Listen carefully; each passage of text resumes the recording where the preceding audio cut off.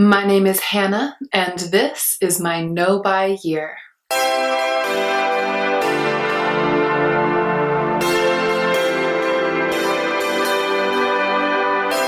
So I wanted to come on here for a quick video just checking in about how my no-buy year is going so far. If you aren't familiar with the premise of my channel, I'm doing a full no-buy year for 2018. I'm not buying any makeup, skincare, clothing, or homewares for the length of the entire year. We're towards the end of January now, and so far I have pretty much nothing but positive things to say about doing a year-long no-buy. Granted, I'm only almost a 12th of the way through, so I'm sure that the going will get hard at some point. But at this point, all I see are good things, and I just wanted to share a couple of them with you. The first thing that's amazing is that I have so much more time than I had when I was such an avid and constant shopper. I used to not only spend frequently either one or both of my weekend days actually shopping, but I also spent a lot of my spare time in the evenings or my breaks at work shopping online and obsessively putting things in my cart, taking things out of my cart, planning what I was going to buy, reading reviews. And I still am spending some time reading reviews because I'm still interested in what's going on in the beauty community and in fashion, what's coming out, what people like. But I'm not consumed with constant decision making. I have read that there's such a thing as decision fatigue. So you wake up able to make decisions really well, and then throughout the day, as you make more and more decisions, everything from what you're going to wear that day to what you're going to eat for breakfast, you start to become less and less adept. I know that I was spending a lot of my decision-making power on constantly thinking about what I was going to buy and deciding what I was going to buy. Now, even if I browse Sephora, even if I read reviews, I know that no decisions need to be made.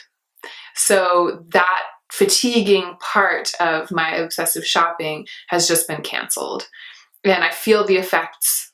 I feel the effects already. It's pretty amazing. Because I'm not going to buy anything, spending hours and hours on those websites, putting things into my cart and reading reviews just isn't as compelling. I'm not as interested in fake shopping as I was in real shopping. So I have a lot of extra time on my hands, and what I'm doing with that time is this YouTube channel. So I've been able to start a gigantic new project that's been a huge investment of time and energy, and I actually think I have time left over. I'm spending less time starting a whole YouTube channel than I was spending shopping before the beginning of my no-buy year. And that's a little sickening that I was spending so much time shopping that I could have completed such a massive undertaking as this if I had just not been doing it as much. But I feel nothing but gladness about it. I feel really, really lucky that I have freed up this time for myself to do this project because I'm enjoying it a lot. The filming, the editing, and connecting with subscribers and in comments. It's really fun, and it's a fantastic distraction that's keeping me from feeling the full brunt of the withdrawal that I might have been feeling if I had just been doing this in a vacuum. Another interesting side effect that I wasn't quite anticipating is that I've included books in my no-buy year. I'm not mentioning them in their own category. I'm not sure, I guess they count as homewares. I guess they do if I've furnished my home so thoroughly with books. I originally thought I would want to just focus on the books that I haven't read. I don't have shelves and shelves of books that I haven't read. I've read most of the books on my shelves, but I haven't read every last one. There are books here and there scattered throughout the house that have just been sitting around. So when I first set out to look for a book to read after the beginning of the no-buy year, I was not inspired by any of the books that I haven't read. It turns out that there's a reason that I haven't read them. It's because I don't really want to. I went to the Los Angeles Public Library and got a card and checked out some books. If I hadn't been doing the no-buy year, I would have just gone online and bought a bunch of books. To be honest, I would have just bought a bunch of books from Amazon. I'm so glad that I went to the library. I had a beautiful 45 minutes. I ended up with a bunch of books that I wouldn't have purchased, either because I didn't know they existed or because online searching leads you down different paths. And as I was walking away with a stack of books in my backpack, I thought to myself, I probably have $150 or $200 worth of books, and I don't need to own them. I'm going to read them, love them, take them back to the library, and I'll be saving $200 by doing that. Reading isn't everyone's favorite hobby, and I understand that, but I think it's worth mentioning that my no-buy year has already opened up an unexpected and incredibly gratifying new avenue. And I think at the end of this video, I'll do sort of a library haul. I'll just briefly show you the books that I checked out in case you're interested. I'll save it for the end so that those of you who are here just for the makeup and skincare don't have to sit through that part. The third and last exciting discovery of my no-buy year so far has been that other things that cost money, things that aren't included in the no-buy, have been easier for me to enjoy without feeling worried about money. I've been going to the Korean spa that's near my house, and I even got a massage, and I haven't felt that nagging guilt about spending money the couple of times we've gone out to dinner in January. I feel free to enjoy my life a little bit more fully, even in realms that do cost money, because this major drain, this major strain on my finances that I've been living with for years has suddenly been eradicated.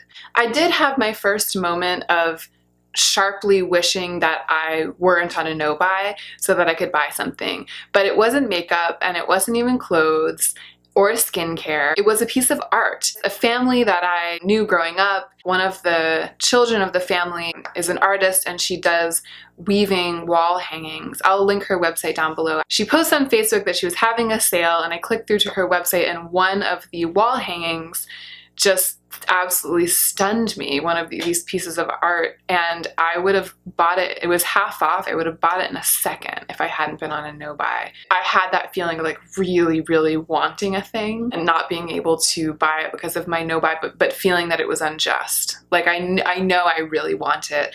I know that it would have been a good use of my money. I would have loved to support this young artist, but there's nothing for it. It's my no-buy year. That's been the only moment so far that has kind of gotten me. But other than that, it's been pretty smooth sailing so far.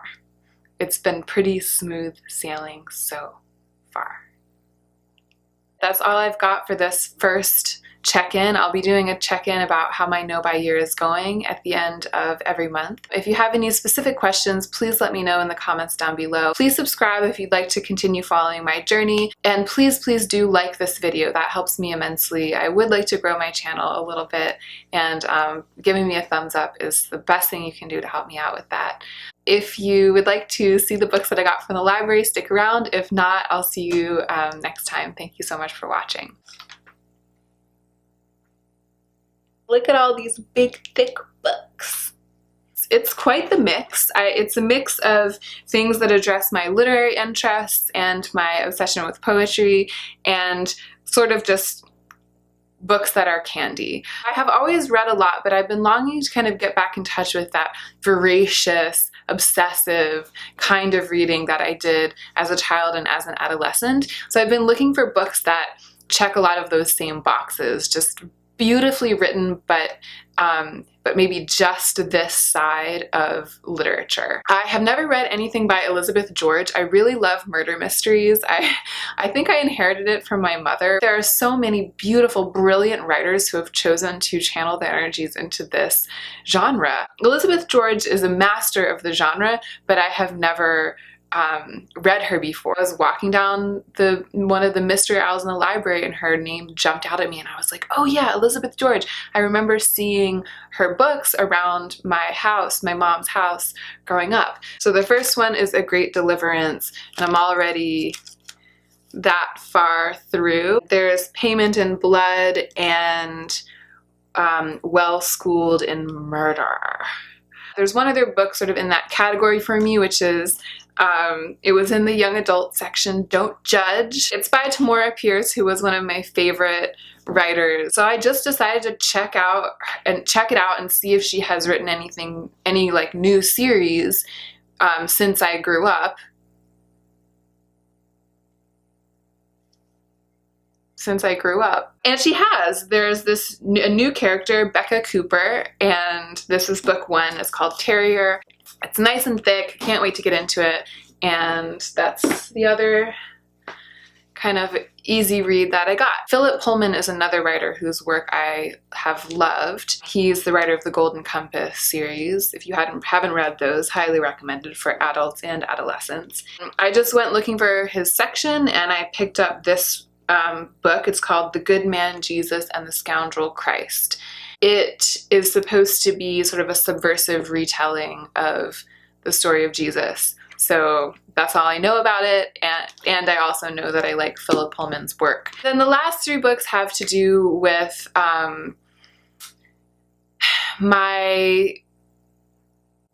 my favorite poets of all time, of all history, Richard Wilbur, just died a couple of months ago, and I have been working my way back through all of his books of poetry that I own and through his books of essays, but I don't own all of his books. So I went to the Richard Wilbur section of the library and I checked out The Mind Reader and Advice to a Prophet, this beautiful old edition.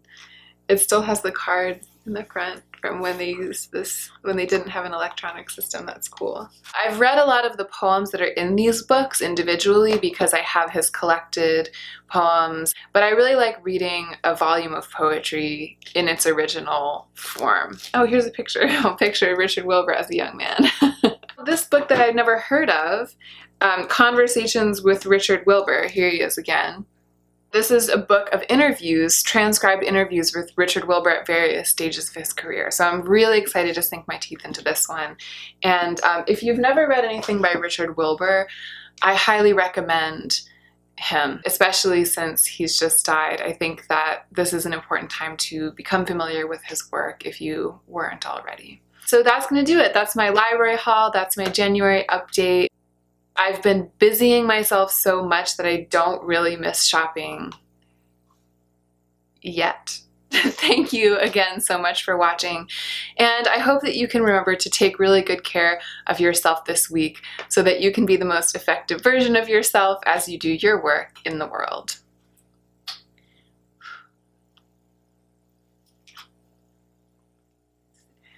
I think she's just falling asleep.